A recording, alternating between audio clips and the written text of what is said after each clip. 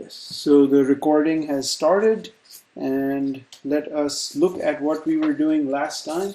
So the reason I have this sheet up is that our goal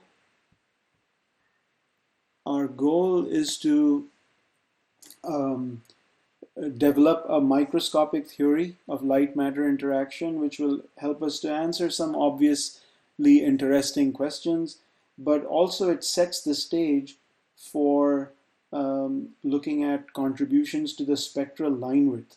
Okay, and in the lab, we do actually encounter this natural line width. Uh, in atomic spectroscopy, we also encounter the Doppler line width, the power broaden line width. And if we can get rid of, now if you're designing a laser, you need to get rid of all of these um, broadening mechanisms. They all contribute to broadening the line width. Okay, and so the laser itself is of course made out of materials uh, like gases and solids, which all experience this kind of line width. Okay, and just the fact that there are photons present contributes to this power broadened line width. So now the thing is that in the laser you have stimulated emission, and so you're able to uh, extract line widths from that rather magical device, the laser, which are much smaller than what you typically see. But these are all limiting factors. You have to sort of get rid of them in order to achieve a line width which is only limited by stimulated emission.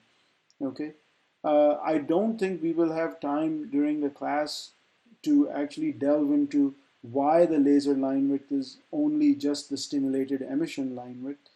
Um, uh, you know, or rather, we won't be able to get to a derivation of the laser line width in terms of the stimulated emission.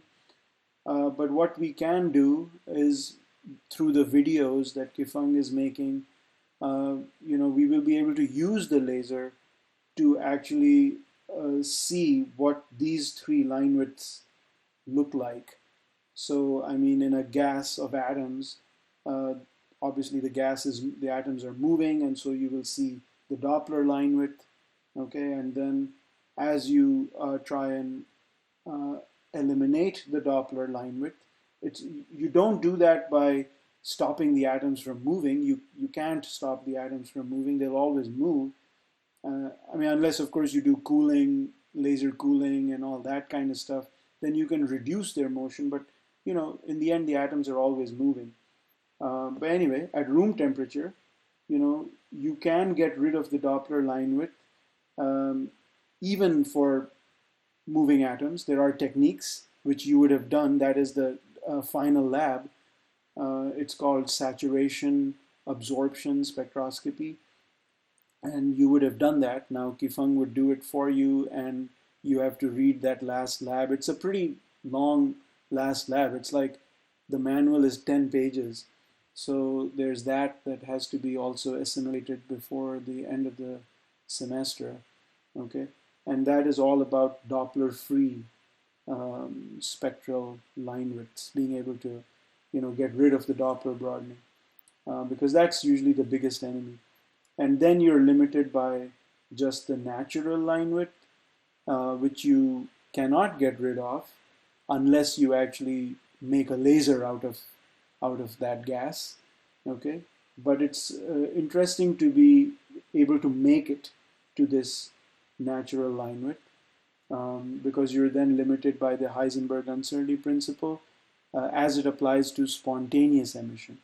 Okay, so you're not like violating the Heisenberg uncertainty principle in order to get line widths that are much smaller and getting to stimulated emission limited line widths. You don't violate Heisenberg uncertainty principle. You just um, uh, get past the spontaneous emission barrier. Okay, so and then finally, if your laser is too strong, or if the excitation, the light, you remember the incident flux phi that we used for our 3-level, 4-level lasers. If that is too strong, then the presence of excess photons also broadens the line width. Um, and these are three line widths that we can discuss. So next week we will be doing that. But this week, where are we right now? Well, we're trying to develop this microscopic theory. And what have we accomplished so far? You will remember that what we did is we said, well, let's start with how light interacts with matter. And what do we know already? Well, we do know how electric fields interact with dielectric media. Okay, and so we started, and what they do is they polarize the media. So we started with electric polarization, and we also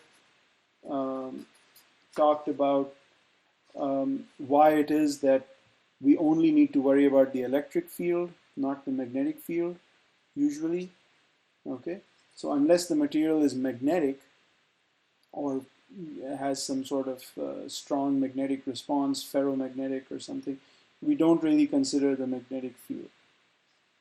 Okay, and so then from there, so then we realize that, oh, so if we know how the electric field interacts with the medium, we kind of know how the electromagnetic wave will also interact. And yes, indeed, the electromagnetic wave will polarize the medium atom by atom, right? And so now, of course, we don't talk about atoms quite yet, because we have a way of thinking about the electric polarization in a macroscopic sense. And so that's where we were. I mean, we were sort of recounting what we know about how electric fields interact with a material medium, because we knew Maxwell's equations. And so one of the things, so what we ended up doing was we derived a wave equation for the electric field inside the medium. Okay, and I will tie that up in just a moment with things you remember maybe a bit more. Okay, and so let me just start with this final result that we had, which is that this was the wave equation in the medium. Okay, so now today's 04/28th. Okay, so so the wave equation, and I'll discuss in just a moment why I'm obsessing on the wave equation. I mean, the wave equation brings together the Maxwell's equations, several of them, right? We derived it. Remember how we derived it? And this is how the wave equation is always derived. You take one Maxwell's equation, any curl equation, take the curl of that, then you invoke, we invoke another Maxwell's equation right there. We assumed there to be no free charges, meaning no excess charges, meaning the material is a neutral material. It could be a conductor, so there could be electrons that are free to move around, but there are no excess charges. It's an electrically neutral medium. So that's all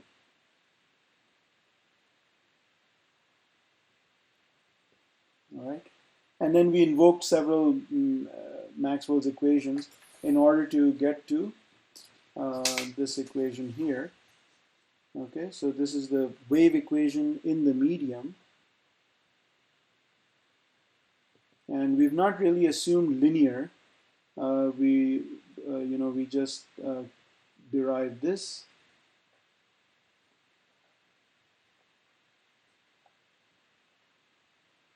Okay, that's the wave equation in the medium. Now let me just remind you what you would have gotten in vacuum. In vacuum, you get this thing, right? Remember that? You've seen that before. And in the medium, you expect the C to get replaced by a C over refractive index. And that's why you expect this to be the equation for the medium. Okay? So that's what you expect. That's what you know for a vacuum. Let's see how that ties up with what we have. So this is what we got from the last lecture. Now, D recall that the field D is defined as epsilon naught E plus the electric polarization, right? So I should be able to take one thing I can do is that let's just check something. That this wave equation in the medium,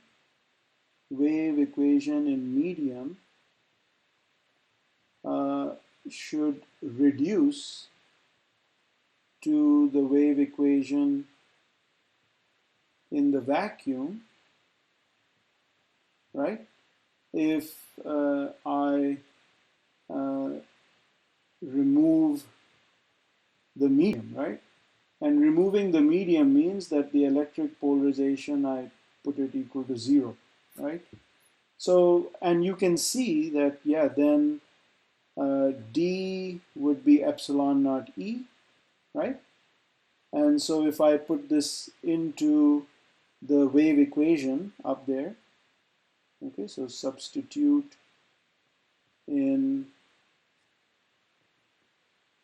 equation 1 above, and of course, as expected, you get del squared E minus mu naught, and the D is just epsilon naught E, so you get this stick out there.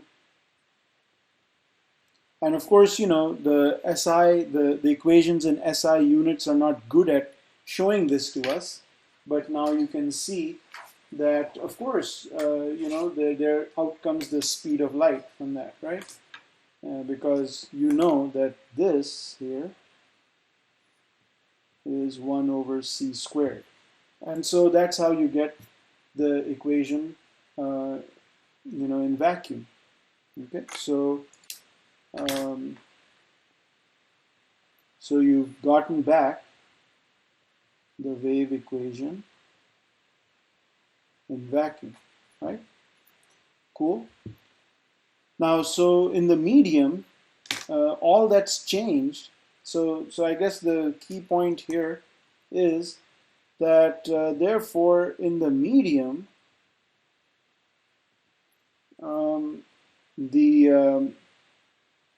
what's changed is the P field, okay? And that's what's going to determine what's going to happen, okay? So, you know, one thing that we could do at this point is that we could say for a linear medium,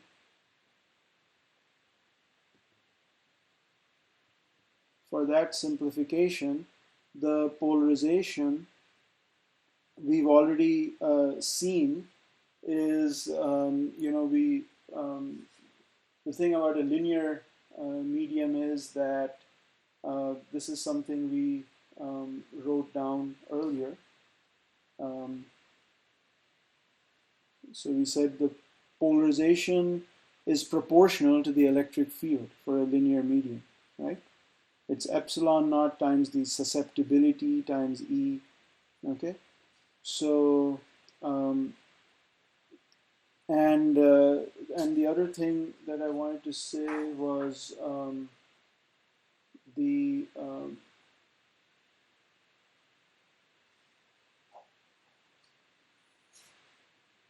yeah, okay, so it's this thing here for a linear medium. So so the polarization is epsilon naught E, okay? And so if I were to substitute this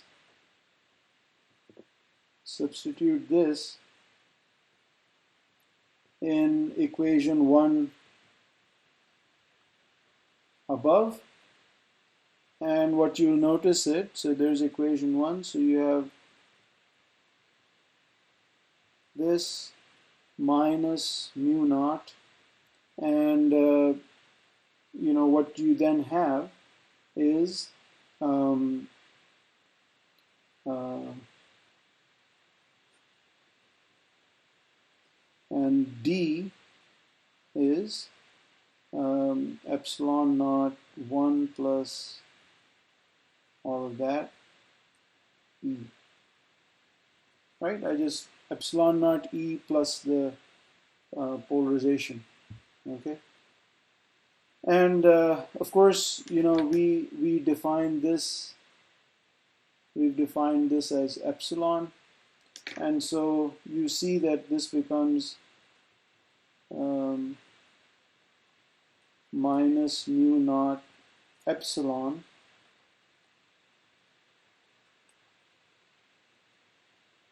okay, and so it's the same as the wave equation in the vacuum, except instead of epsilon naught, you now have epsilon, right?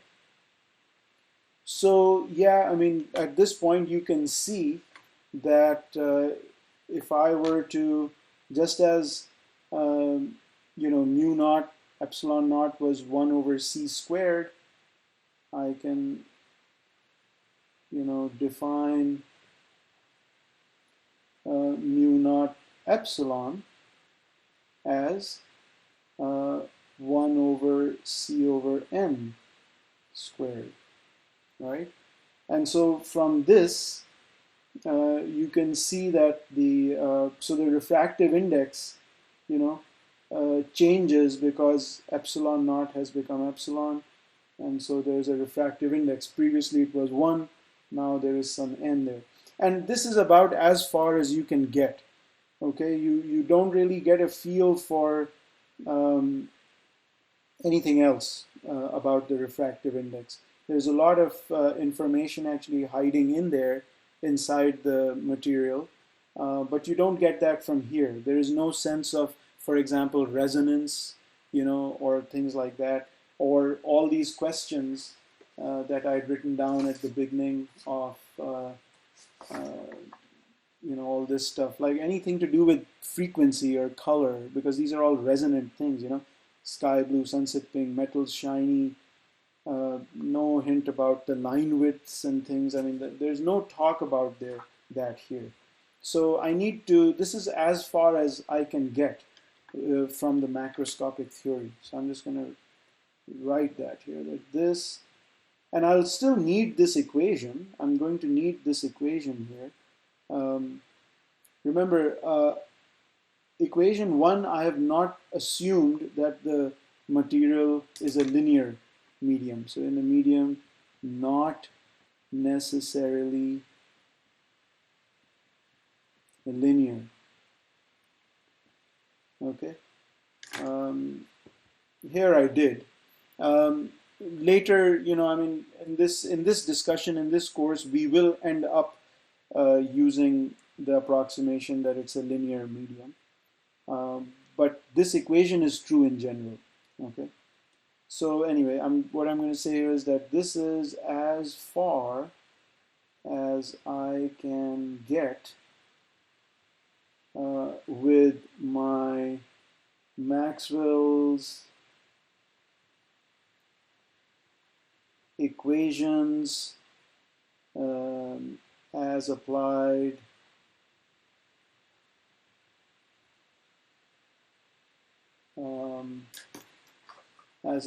in a macroscopic sense.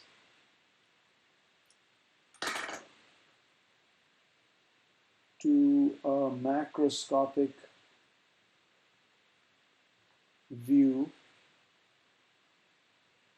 of the medium. Okay. To proceed further,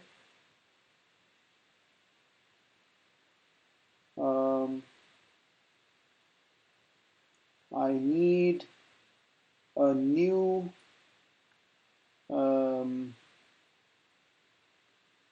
theoretical or new physics or theoretical physics insight. Okay, and that's what you know, Mr. Lawrence Now this guy is the same Lorentz as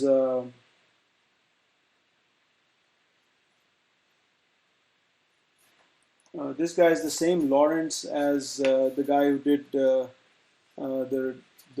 important work on relativity, the Lorentz transformations and stuff. Because there's two Lorentzes. One is a Lorentz with a T and the other is a Lorentz without a T. But this guy came up with this Lorentz with a T, also worked on relativity, and what he was good at was that Einstein, for example, would come up with new theories and then just sort of state them in English using philosophical style arguments. And he would have some math in there, but not rigorously. And then Lorentz would be the one who would come up with, so Einstein would publish something like maybe two pages, 3 pages, and then Lorentz would come up with the 25-page mathematical derivation. And he had his own ideas, obviously, also. I mean, he did win a Nobel. But in any case, what I will do is actually introduce you to this new insight, okay? And so now we're beginning to go microscopic, all right? And what Lorentz did was, so what he did was he came up with a model for light-atom interaction. Remember, I mean, he did this in 1892, okay? So this new theoretical physics insight, okay, is the Lorentz model. And I want you to understand that it's a model for light-atom interaction. It's not a model of the atom.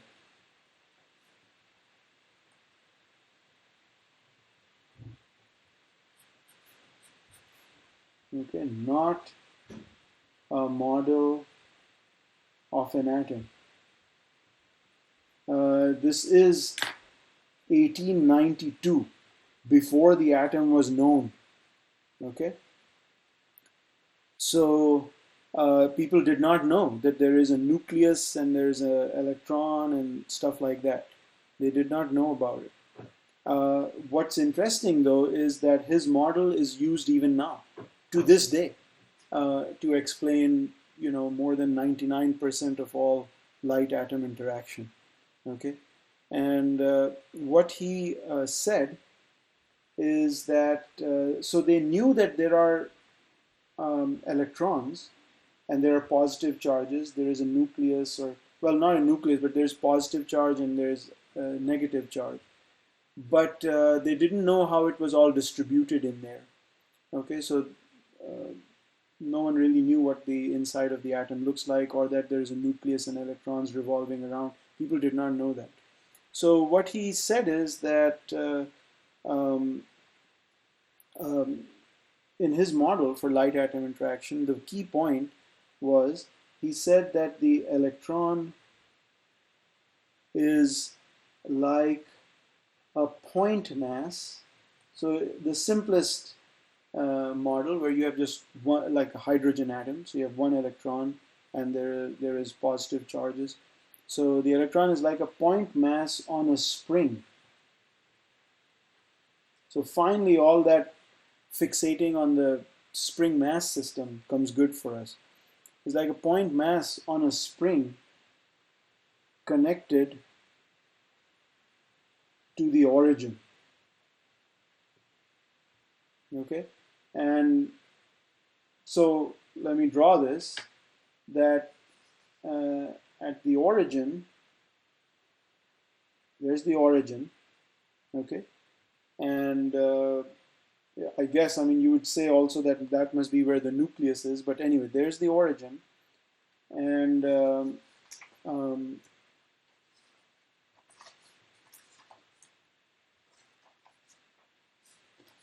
Where it is now. I lost one of my. Okay, here we go. So there's the origin, and the electron is like a, so you imagine a little spring. There's the electron. So it's like a point mass on a spring connected to the origin, right? And but in equilibrium, I mean, so that's one thing, but then in equilibrium, so when the atom is not illuminated by light or anything, it's just sitting there. So in equilibrium, and yeah, so I mean, when, for example, the electric field is zero, okay, then the electron is actually at the origin. Okay, it's right at the origin. So electron resides at origin. Okay, and so in our modern sort of, I mean, that's where we think the nucleus resides also. So it resides at the origin, and so it's like right at the nucleus, right on top of it. Which, of course, that's why I say that that's why it's not a model of an atom, because clearly that's nonsense, right? But the model is that, you think of the electron, whenever it gets perturbed, it displaces away from the nucleus, but it's as if it's attached on a spring. So now let's try and displace this. So let's say that there's an electric field coming in, right? Okay, and so this electric field, this electromagnetic wave moving toward the atom, and of course it has, it's an electric field, so it's doing this, right? The electric vector pointing this way, then that way, and so on. So now when the polarization for this wave is like this, right? And of course, so when the electric field, as it goes through the atom, when it points in this direction, then the electron gets displaced the other way, right? So it goes out this way. Okay. And when the electric field points in this direction, then the electron gets displaced that way. So as the electric field perturbs the electron, it goes back and forth across the origin. Okay, and again, it's a nonsensical atom of a model of an atom, because that means it goes right through the nucleus in this one-dimensional picture. But put that aside. The key point is that the electron displaces from its rest position this way and that, just like a simple harmonic oscillator when it's displaced by the electric field. Okay, so that's the idea, that's the model. So there's your electric field, and it's displacing the electron back and forth. Before I leave this picture, I do want to also just write down one more thing, that this wavelength, for visible light, the lambda is on the order of 400 to 700 nanometers. The actual numbers don't matter. The key point is that this wavelength is much, much, much larger than the size of the atom. Okay, so what that means is size of the atom for an alkali atom, for example, like hydrogen, sodium, rubidium, etc. The size of the atom is 0.1 to 0.3 nanometer. So the optical wavelength is thousands of times larger. So I mean, so the scale here isn't quite right. Like the way I've drawn it, I needed to show it to you what's going on, but the scale isn't right here at all. All right. the wavelength is much, much larger than the size of the atom. Okay, and we actually will use this. This is, so this thing is actually called, we'll call this,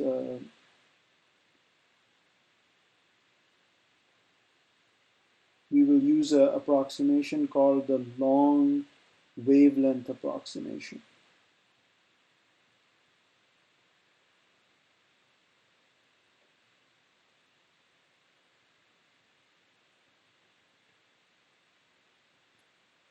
Okay, so we will use this. Now, why are we happy to sort of bring in a spring and stuff like that? Because if there's one problem physicists have studied to death, it is the problem of the mass on a spring.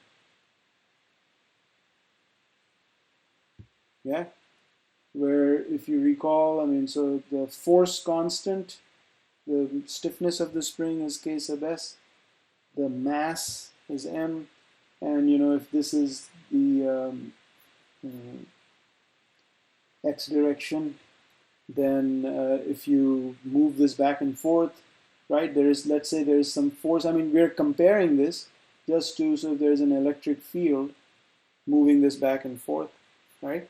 And I've been talking for a half hour right now, so what I'll do is I will end in like a couple of minutes, okay? So I just want to remind you about, or the other thing I can do is just take a break right here. Let me give everyone a bit of a break because I've been talking for about a half hour.